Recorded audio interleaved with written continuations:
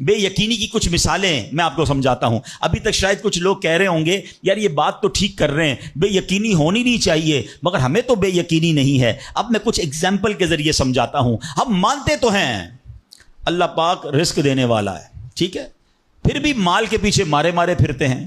کوئی London Paris کے خواب دیکھ رہا ہے, کشتیوں کے اندر بیٹھ کر, پچھلے دنوں واقعات ہوئے نا, پیسے دے کر وہ ڈنکی لگا کر جاتے ہیں, کوئی راستے میں مر جاتا ہے, کوئی کشتی میں بیچارے ڈوب گئے. کیوں؟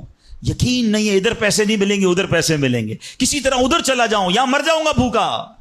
ذرا غور کیجئے اے میرے پیارے اسلام بھائی, کو سود کا کام کرتا ہے. کیوں کرتا ہے سود کا کام؟ یقین نہیں ہے نا کہ حلال کماؤں گا تو پیچھے رہ جاؤں گا. ملاوٹ, رشوت, ڈاکہ, چوری, اگر ان تمام غلط کاموں کے پیچھے آپ دیکھیں تو یقین نہیں ہوتا کہ یار ملاوٹ نہیں کروں گا تو مال نہیں بکے گا, پیسے والا کیسے بنوں گا, غریب ہی رہ جاؤں گا. یقین ختم ہو گیا ہے, جس کی وجہ سے ہر دوسرے آدمی کو جناب غلط کام کرنا ہے. آگے چلیے, ہم مانتے ہیں نماز دنیا بھی سنوار دیتی ہے, آخرت بھی سنوار دیتی ہے.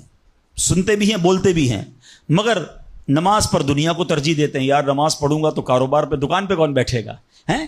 نماز پتہ ہے آخرت اور دنیا سنوار دے گی, یقین نہیں ہے. اسی طرح ہم مانتے ہیں کہ مسلمان کی ترقی قرآن پر عمل کرنے میں ہے, مگر نہ قرآن خود پڑھتے ہیں نہ اپنے بچوں کو پڑھاتے ہیں.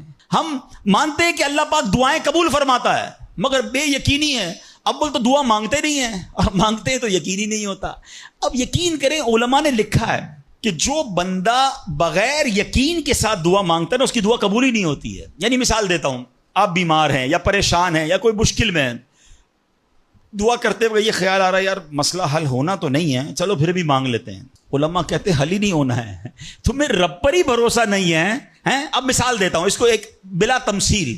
آپ کا کوئی ملازم ہے, اس کو پیسوں کی ضرورت ہے, اور وہ آپ کے پاس آ کے کہتا ہے صاحب 5,000 روپے کی ضرورت ہے, مجھے لگتا تو نہیں آپ دیں گے, چلیں پھر بھی آپ سے مانگ ہی لیتا ہوں.